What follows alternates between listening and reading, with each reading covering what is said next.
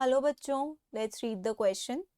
So the question over here says what is the significance of progesterone estrogen combination as a contraceptive measure. ठीक है, तो ये कह रहे हैं कि प्रोजेस्ट्रॉन ईस्ट्रोजन का कॉम्बिनेशन एक कॉन्ट्रासेप्टिव मेथड की तरह कैसे काम आता है. देखिए, प्रोजेस्ट्रॉन ईस्ट्रोजन का जो कॉम्बिनेशन होता है वो यूजुअली पिल्स के फॉर्म में लिया जाता है. ठीक है, पिल्स के फॉर्म में लिया जाता है और इनको पर्टिकुलरली आप बोलते हो कंबाइंड पिल्स. कंबाइंड पिल्स क्यों बोलते हो आप समझ गए होगे, क्योंकि इसमें दोनों यूज हो रहा है, प्रोजेस्ट्रॉन और ईस्ट्रोजन. ठीक है, इसके अलावा सिर्फ प्रोजेस्ट्रॉन ओनली पिल्स भी आती है जिन्हें मिनी पिल्स कहते हैं. ओके, तो यहाँ पर हमें बोला गया है प्रोजेस्ट्रॉन ईस्ट्रोजन का कॉम्बिनेशन कंबाइंड पिल्स. ठीक है, इसके कुछ एग्जाम्पल होते हैं जैसे कि माला एन, माला डी, ये इसके एग्जाम्पल्स हैं. ओके, अब ये प्रोजेस्ट्रॉन ईस्ट्रोजन पिल्स का फायदा क्या होता है.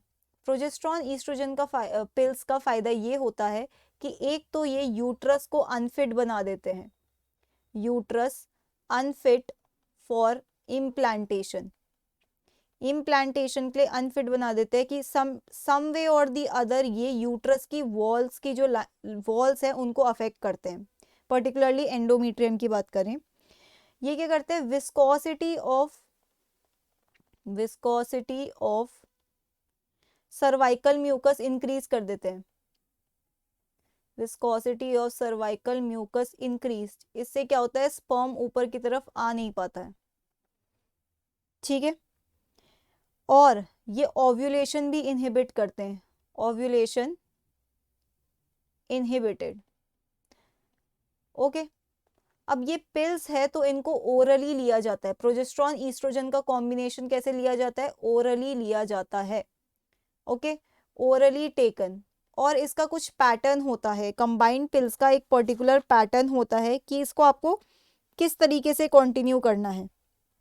ये जो कंबाइंड पिल्स होती है ये usually 5th day of cycle पे लिए जाती है, 5th day of the cycle, monthly cycle, and then it is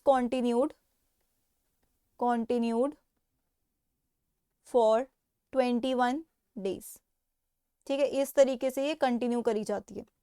फिर से नेक्स्ट साइकिल में इसको 5th डे पे लिया जाता है और फिर 21 डेज के लिए कंटिन्यू करा जाता है. फिर शेडिंग ऑफ एंडोमेट्रियम हो जाती है. ठीक है, इसके बाद shedding of endometrium, shedding of endometrium. ठीक है, इस तरीके से अगर एंडोमेट्रियम ही शेड हो गई तो इम्प्लांटेशन तो हो ही नहीं पाएगा. Okay, so that's it for the question. I hope you understood it well. Best of luck.